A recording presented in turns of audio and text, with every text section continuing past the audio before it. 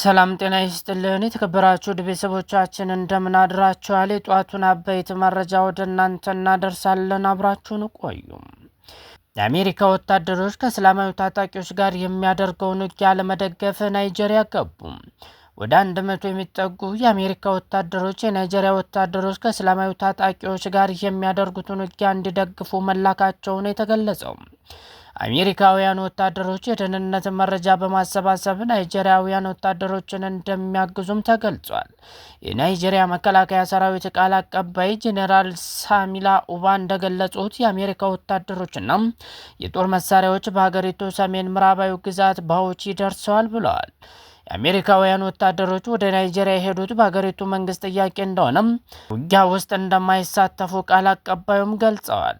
ከዚህ ቀደም አሜሪካ በሰሜን ምዕራብ ናይጄሪያ እስላማዊ ታጣቂዎች የሚገኙባቸው 2 ካምፖች ላይ ጥቃት መፈጸሟም ይታወሳል ብለዋል።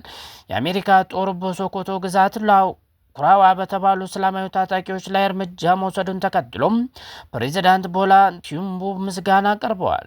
የናይጄሪያ መንግስት እንደ ቦኮ ሃራም እና ኢስላሚክ ስቴት ካሉ እንዲሁም ከሌሎች ታጣቂ ቡድኖች ጋር እያደረገ ያለውን ትግል የአሜሪካ መንግስት እንዲደግፍ መጠየቁን አስታውቋል። ከቅርብ ጊዜ ወዲህ ናይጄሪያ የተለያዩ ፍላጎት ባላቸው ታጣቂዎች ምክንያት ቀውስ ውስጥ ገብታለች ተብሏል።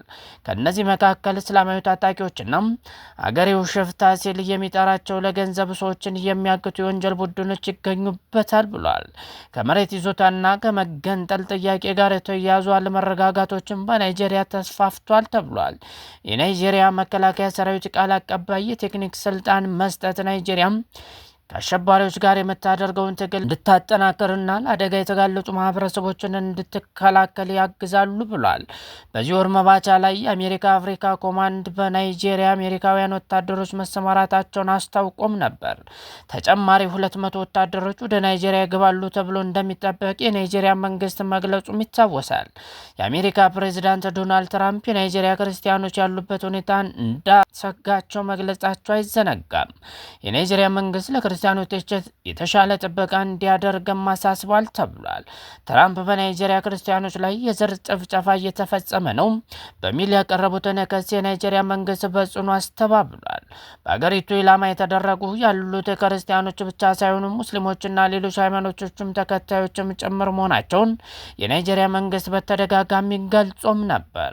በናይጄሪያ ከ250 በላይ ጎሳዎች ያሉ ሲሆን በሰሜን የሀገሪቱ ክፍል በብዛት ሙስሊሞችና በደቡብ ሀገሪቱ ክፍል ደግሞ በአብላጫው ክርስቲያኖች ይገኛሉ ተብሏል። ዘገባውን ያገኘነው ከቢቢሲ ነው።